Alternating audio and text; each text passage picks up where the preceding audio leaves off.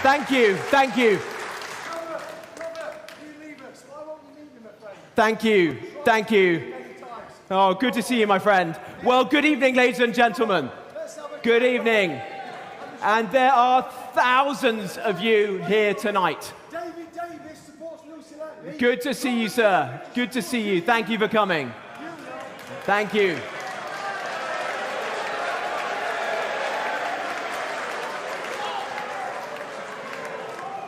Well, thank you all very much for being here, and thank you for that very warm welcome.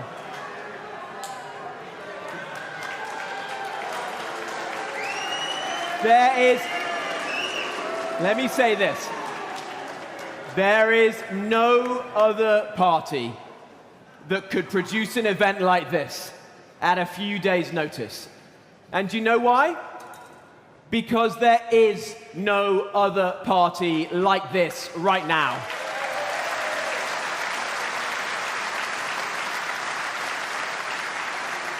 This, my friends, this is a truly national movement, led by the force of nature, that is Nigel Farage. This is a truly national movement that together can and will save our country. That is what we're here for tonight. That's what motivates us. Now, last Thursday, slightly earlier than I expected, I was proud to become the 270,000th member of your incredible party.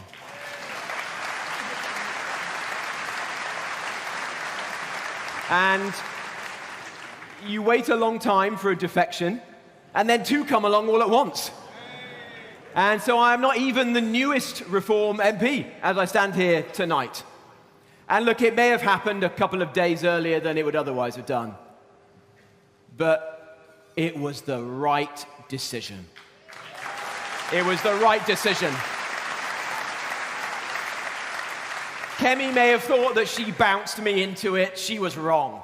I have never felt stronger and more certain about anything I have done in my life. Why? Because look at all of you here in this great town of Newark, supporters, activists, members of this brilliant party who have come together because you know, like I do, that you have been failed by politicians for decades. Because you know, and it pains me to say this, you know that Britain is broken. But you also know that it doesn't have to be like this. Britain is broken, but it's not broken beyond repair. You know that reform can fix it. But we're the only party, we are the only party that is going to do this. We're the only party that even recognizes the scale of the challenge. Since I said that Britain was broken on Thursday, Kemi Badenoch and Keir Starmer said it before. They said Britain isn't broken. They think everything is tickety-boo. Well, one is deluded and the other one's in denial. And you can guess which is which. They're both living in cloud cuckoo land. The truth that they won't tell you is that the country that we love, this great, ancient, beautiful country, is in serious decline. It really is. Between 1970 and 2007, wages grew by 1/3 every decade. Well, they haven't grown since. Energy and housing cost more here than anywhere else in the Western world. It's no wonder our industry in counties, in our heartlands like Nottinghamshire, is disappearing, as it is across the country. Steel, car making, ceramics, glass, you name it, all gone. Thousands, millions of well-paid, proud jobs being lost. And thanks to Labour's brightest economist, as Lee Anderson would say, Rachel from accounts, your taxes are heading to the highest level ever. Yet despite all of that, nothing works, does it? NHS waiting lists at record highs, courts backlogged, prisons overflowing, town centres hollowed out, our army the smallest it's been in 200 years. And who's in charge? The worst government in my lifetime.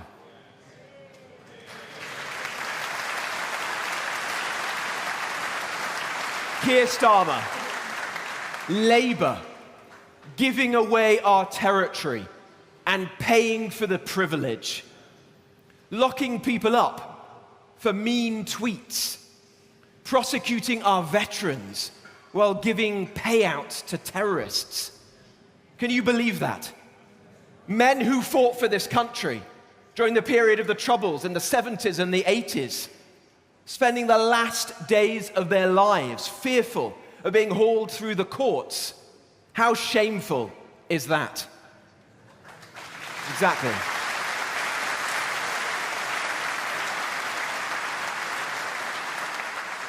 Ending jury trials under Calamity Lammy. They've even been trying, I kid you not, to ban banter in pubs. Well, that's the pubs that they've not been barred from yet.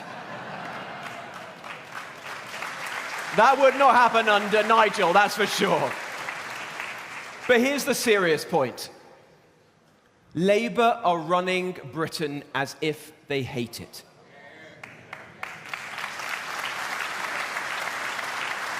A bunch of out of control, out of touch, out of their mind vandals. We cannot get rid of this lot soon enough. That's our mission, ladies and gentlemen. That's why we're fighting.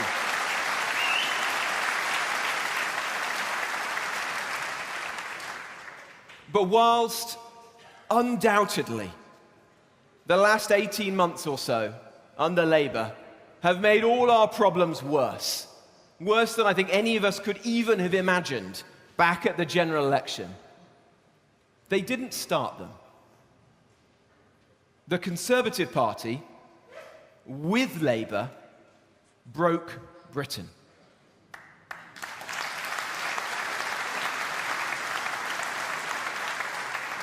Labour started mass migration, but the Conservatives ramped it up.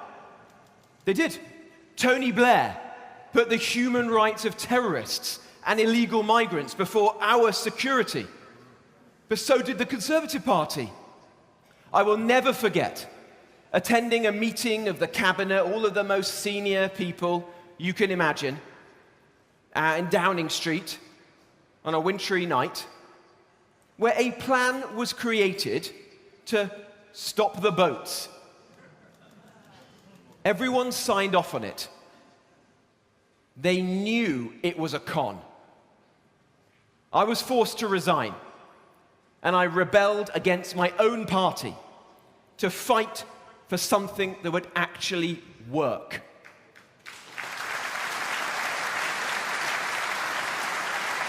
Of all the Conservative MPs there were back then, 360 something or other, only 11 stood with me and went through those division lobbies. Only 2 of them are still in the Conservative Party today. All the others, they were basically willing to tell you, the British public, something they knew in their hearts was wrong. And it wasn't just about immigration. All the way back in 2008, our old friend Ed Miliband legislated for all this net zero madness. But Theresa May, she doubled down on the plan. And now Miliband's back with his ukulele, creating merry hell again, deindustrializing our country, impoverishing working people. The truth is, and it's a very painful one for people like me to say, it gives me no pleasure to say this, but in government, there wasn't a principle the Conservative Party wouldn't betray. Taxes, left at a 70-year high. Debt tripled, defense hollowed, benefits exploding, prisons overflowing, our borders open. In joining reform, I've resolved to never, ever defend the indefensible again.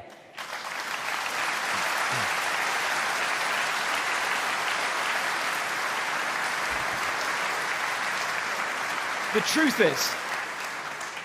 truth is, this wasn't an accident. It didn't just happen. The principles were betrayed because over time, too many Conservative MPs stopped believing in them.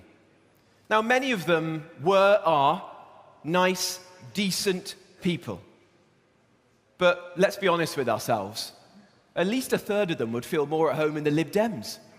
They would. You know that. The truth is, they'd rather be out bungee jumping with Ed Davey than an event like this. But there are patriotic members of Parliament, like Andrew Rossendale, who I am so proud to welcome to Reform today. But they were the exception. They were the exception, not the norm. That's why people here in Newark, people across Nottinghamshire, across the Midlands, the North, the so-called Red Wall, the people who put them into government in the first place, these people, they were stabbed in the back. The last Conservative government stuck two fingers up to the very people who voted for them. They did. A betrayal like that must never happen again. Never, ever again. But don't worry. Don't worry. It's not gonna happen again. It's not. I confidently predict to you tonight that after the next election, you will be more likely to see a dodo or a woolly mammoth north of the Watford Gap than a Tory or Labour MP.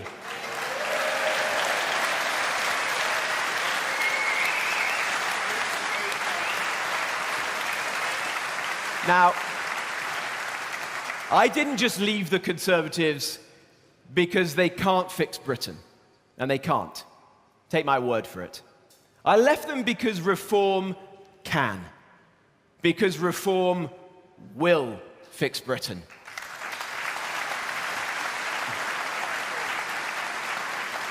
When Nigel returned during the general election campaign, he said there is something happening out there. Well, if it's okay with Nigel, I want to update that tonight. Something has happened out there. What Nigel and Richard and Zia and Lee and Danny and Sarah and all of you, not just here, but across Britain, have done in the last year is incredible. It is historic. Because of Nigel's leadership, because of your energy, people are speaking up. In the pubs, in the offices, on the building sites, in the front rooms, even in the bedrooms, in the north, in the south, in Scotland, in Wales. People have had enough. They have.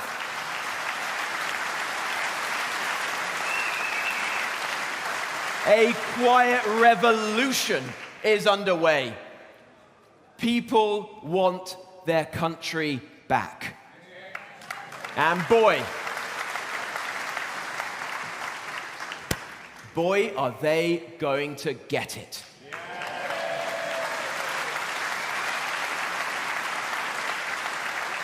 Let me tell you a little secret. They are trembling in those wooden panelled corridors in Westminster, in the tea rooms of the House of Commons, because they know the gig's up. They see Britain turning to the man who, when they were going crazy, was full of common sense. Nigel Farage.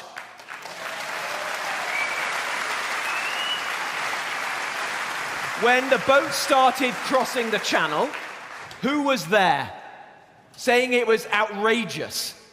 They laughed at him then. Well, they're not bloody laughing at him now, are they?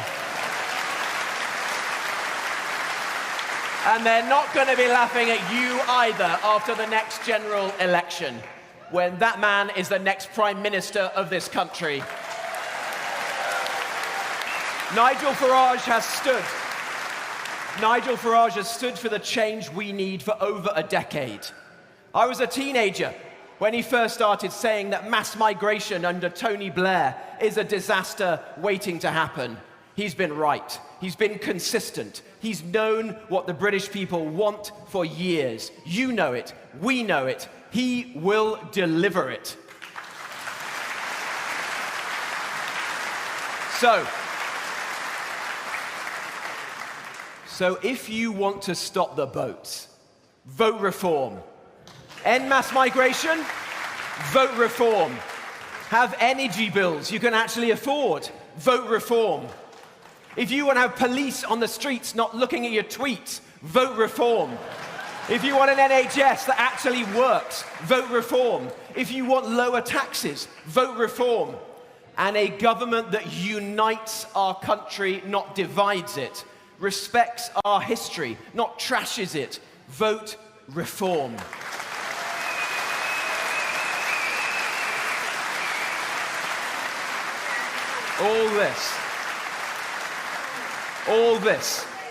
All this, I am telling you, is within our grasp. But we can't be complacent. If we want it, we must fight for it. Fight with all we've got. Fight when it's tough. Fight when the opposition is slandering us. Fight when the odds are against us. So when all is said and done, when we're sitting easy in our armchairs in years to come, we can proudly tell our children and our grandchildren that we met this moment, that we rose to the challenge. We passed on to them this great, beautiful, ancient country that we inherited from them, those who came before us, that we passed it on better and stronger. So thank you, Nigel. Thank you, Reform. Thank you, Newark. Thank you, each and every one of you who've come from all over our country tonight. It's time to spread the gospel. Britain is broken, but it can be built up again. This is a great country. It can be greater still. Britain needs reform. Thank you. Thank you.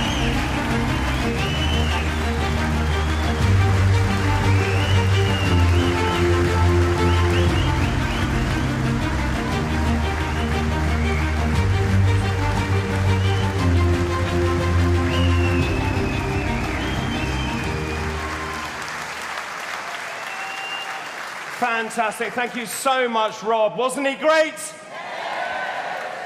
Well, that brings us nicely to our final speaker. He's a man who quite literally needs no introduction. He is arguably the most famous politician in this country, if not the world. His career is long distinguished and most certainly varied. Thanks to I'm a Celebrity, he's gained a whole legion of new young supporters. Let me just tell you, he is a social media sensation. He is a man known for his straight-talking, no-nonsense approach. I've known him for many years. Last year, he was voted most influential politician in Britain at the Spectator Awards. YouGov now cites him as the most popular politician in the country. But soon, ladies and gentlemen, he will make history again when he becomes the next British Prime Minister.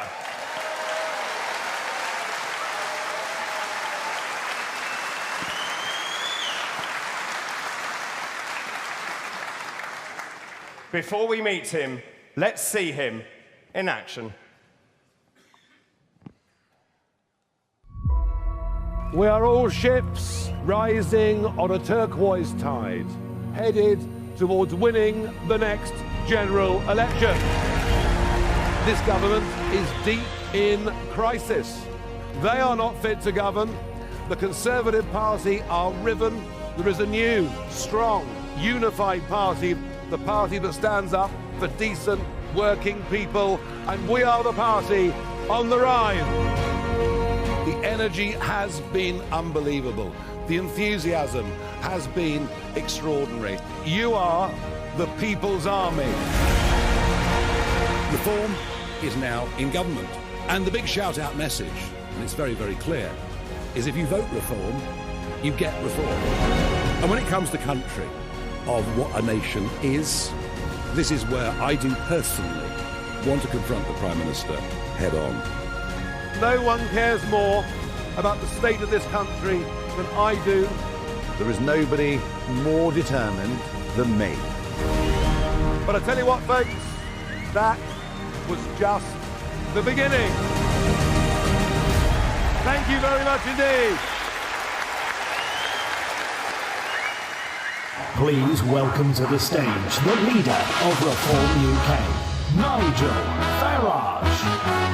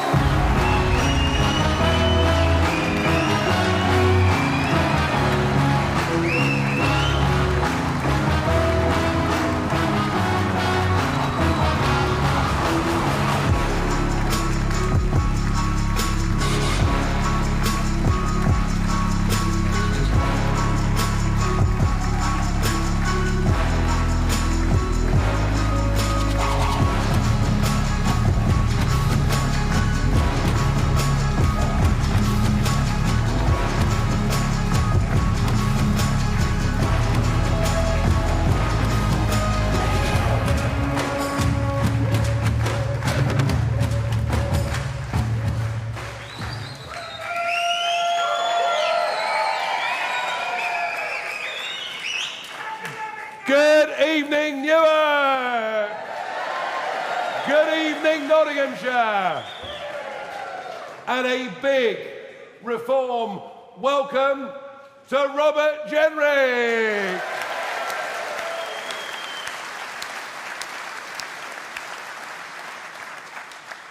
Well, what a day last Thursday was. There I was, up in Scotland, just outside Dundee, just taken the stage at 11 a.m. to do a press conference. And I was there with Lord Malcolm Offord, who I'd appointed leader of the party in Scotland, who nobly, honourably, has resigned his place in the House of Lords to run for reform in the Scottish Parliament elections. How about that? Yep. He's given up the £300 a day. He's given up the subsidised lunch. He's given up the snooze on the benches in the afternoon. And he's going to run. And doesn't that say so much about this party, about this movement? People are prepared to give things up, to stand for us, because they know, as we know in this room, that Britain is broken and only reform can fix it. Anyway, so there I was, I'd done my intro. Offord got up, I'm sitting there as poker face as I can be. And my press officer passes me a note. Jenrick has just been sacked by the Conservative Party, by Kemi Badenoch, for fraternisation and a plan to leave the Conservatives and join Reform. And I had to sort of pretend that I hadn't really seen it. Well, of course, the questions came thick and fast. Was I in negotiation with Robert Jenrick? Was he on the verge of defecting to Reform? And whilst I'd done my best to keep all this secret, because that's how I operate, there'd been a leaker. A leaker. We haven't found him yet, we will. Don't you worry. Anyway, we dealt with it, so I had to hot foot back to London. Quick phone call with Robert, well, let's do it. And the press conference. And the press room at Reform HQ was so packed with cameras, with people, it resembled something a bit like the Black Hole of Calcutta, I think. And we're waiting. I give a speech, and I say, enter. Stage right. I'm proud to announce our new recruit, Robert Jenrick MP. And then, nothing. He wasn't there. I did say out loud, maybe slightly nervously, has he changed his mind? And the time went on, and the seconds ticked away, and still, no Jenrick. I even suggested at one moment in time, perhaps we should play some music in the intermission. But sure enough, he arrived, he came on stage, he gave an absolutely, I must say honestly, an absolutely brilliant and passionate speech. And it seemed incumbent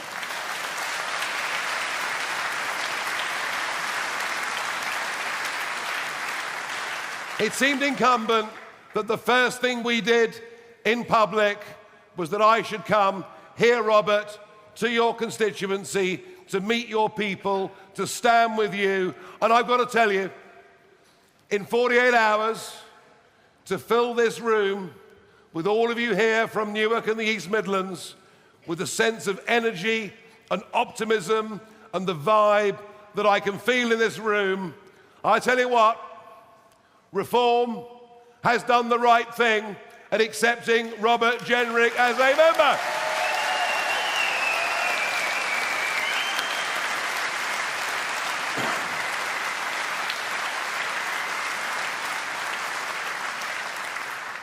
And there was something very interesting that Robert said in that speech that really hit home.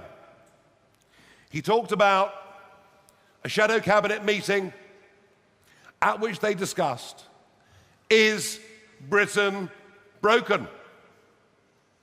Let me ask you folks, is Britain broken? Yes! That's not what Kemi Badenoch thinks. That's not what the Conservative shadow cabinet thinks. They think it's not broken, we can fiddle around the edges, and it's all going to be okay. One or two of the more honest ones will admit we can't say Britain's broken, because if we say that, we admit that it's us that broke it. And we get the same from our Prime Minister. You know, the wooden top guy, Keir Starmer. He is like the wooden tops, isn't he? Everything's scripted.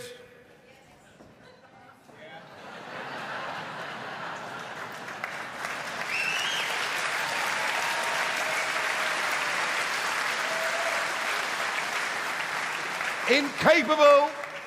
Do you know, when he was elected PM, on the 5th of July, he stood outside 10 Downing Street, having known for a year that he'd win the election. He spoke for 9 minutes. In the course of 9 minutes,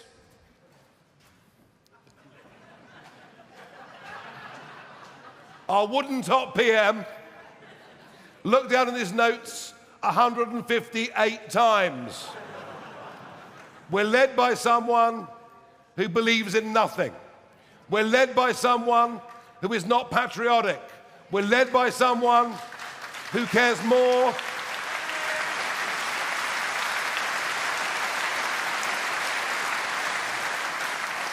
who cares more about the international global order than he does about the rights and privileges of the British people. We're led by somebody who is a disaster. And of course, now the most unpopular Prime Minister in a short space of time we've ever seen. But he keeps saying, Britain isn't broken. Britain isn't broken. And Kemi Badenoch says, Britain isn't broken. But unless you're able to analyse correctly the extent, the depth of the problems that we're in, unless you're prepared to face up to the mess that politicians have created in our country, unless you face up to it, you haven't got a hope of fixing it. And we know that Britain is broken and that Britain needs reform. Britain needs reform. We're the only people with the courage to confront the truth. And what's amazing is, in the last opinion poll, 74% of people agree with us that Britain is broken. And we've got the guts, we've got the courage, we've got the resilience to do the tough and brave things that need to be done to save our country. Because frankly, folks, we're going down the drain. You know it, I know it. The next general election may be our last chance to turn this country round, and we are determined, and you know what? We are going to win that next general election.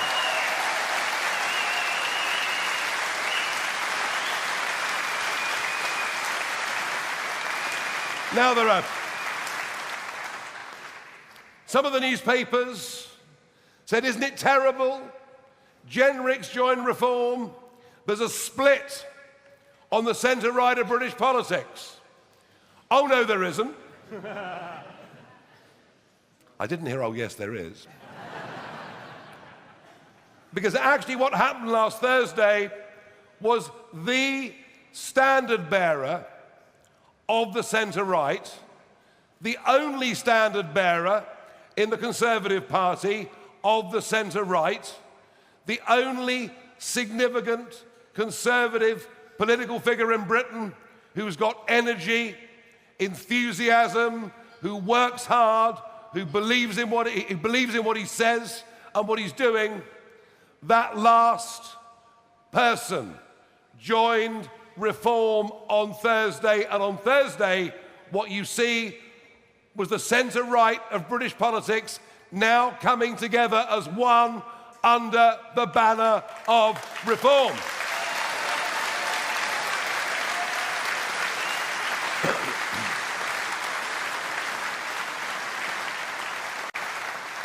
And since then, we had Nadeem Zahawi last Monday, we had Robert on Thursday, and last night, another one. Andrew Rosendale has joined Reform today, and we welcome him into our ranks, and I'll be in Romford with him very, very soon, and I've no doubt we'll have a similar enthusiastic audience of good, honest British folk who know we've got to turn this situation around. So tonight, at 6 o'clock, in the House of Commons, Conservative MPs were summoned by Kemi Badenoch. And the question is, who next? Who's the next defector? Shall I tell you tonight? Shall I share it with you? Oh no, that would spoil it. That would spoil it. Let's keep the speculation going, shall we? We, in this proud county of Nottinghamshire, are already very, very fortunate to have a nightclub stand-up comedian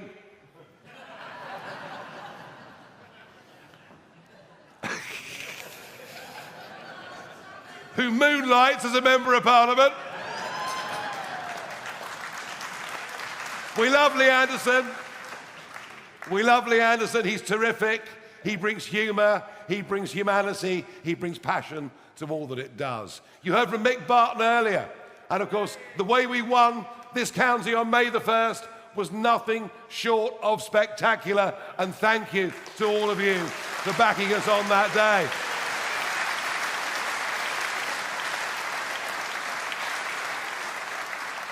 So now, Nottinghamshire has 2 Reform MPs and a council leader, and we're very proud of all of them.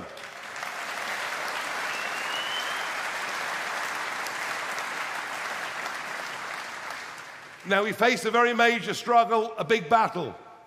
May the 7th this year sees the whole of Scotland voting. It sees the whole of Wales voting.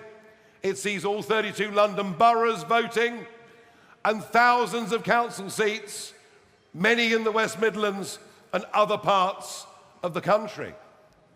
But there are 29 sets of local elections, which in some cases, for the 2nd year in a row, are being cancelled. And they're being cancelled at the connivance of both the Labour and the incumbent Conservative parties.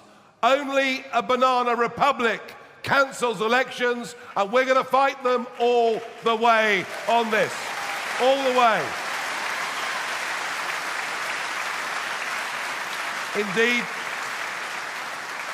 Indeed, my petition, my judicial review, will have its first hearing in the High Court in London at midday tomorrow, and we will do everything we can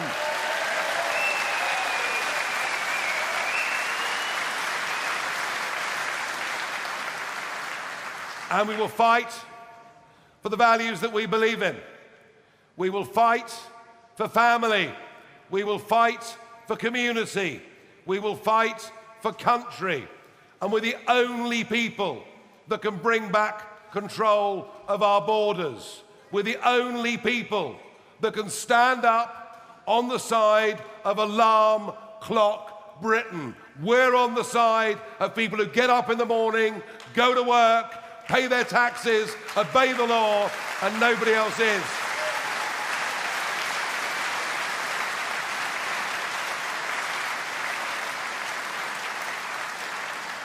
We are more in touch with the centre ground of public opinion in this country than any of the rest of the other parties. We will replace the Conservative Party as the main opposition party in British politics. We will take on the Labour Party, who now appear to be splitting away to the left. The Greens. Oh, don't you like smoking heroin? The lunatic Greens are now beginning to eat up the Labour vote, let alone the growth of sectarian voting along religious lines. One of the most baleful things we've seen in British politics, frankly, in our lifetime. All of this is happening.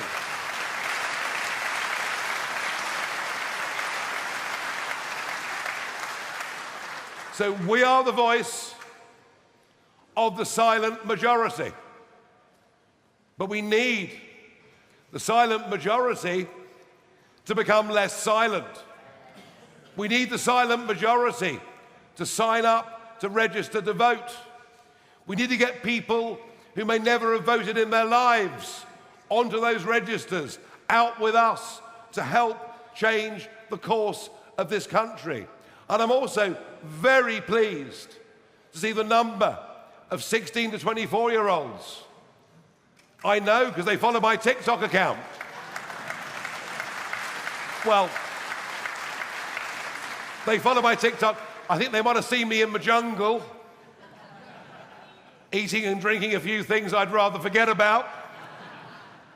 But there's also a young vote out there that wants something, that craves something. They want to belong to something that matters.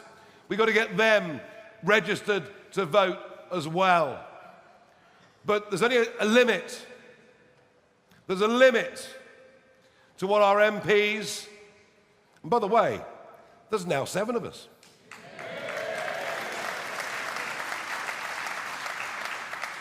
I won't say the Magnificent 7, that's too corny, but you never know. There's a limit to what our MPs can do. There's a limit to what I as leader can do. There's a limit to what Mick Barton and our county councillors and our district councillors can do. There's a limit. Because you know what the most powerful thing of all is? In spreading messages and optimism and building grassroots organisations and getting people out to vote so that we can clear those hurdles and go on and win the next election. I'll tell you what the single most powerful thing is. It's you. It's the People's Army. If the People's Army are mobilised, if the People's Army are enthused, if the People's Army go out, talk to their friends, talk to their family, talk wherever they gather socially, whether it's the bingo, the golf club, or in my case, 40 years of touring British pubs. Can you imagine?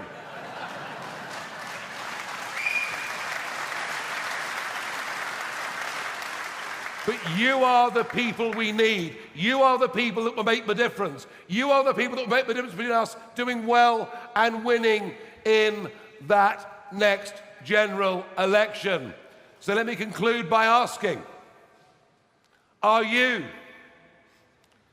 are members of the People's Army, prepared to stand up and do your bit, prepared to spread our message, prepared to do everything you can to turn around the decline and mess that our country is currently in? Are you prepared to do your bit? I couldn't hear you. Thank you. Now, let me ask, I want you please to stand up. No, this is not Billy Graham, it's not revivalist, I promise you. I want you to stand up if you are not a paid-up member of Reform. Can you stand up, please? If you are not a paid-up member of Reform. There they are, lurking. They're lurking at the back. I've got a couple. The rest are at the back. Right, lock the doors. I can only say to those of you that have come, lots of you there, who are not members of our organisation, for 25 quid, you become a paid-up member of the People's Army.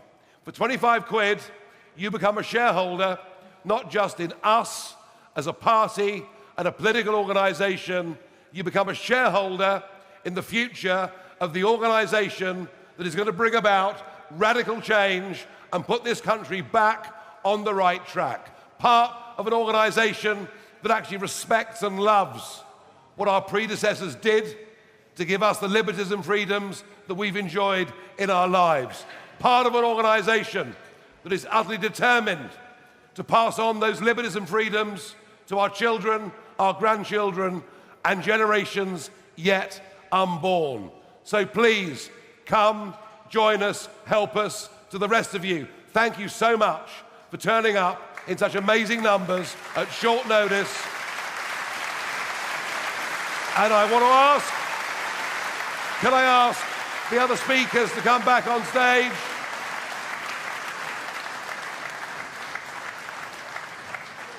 Now, you would expect as a finale, would you not, 1 or 2 fireworks?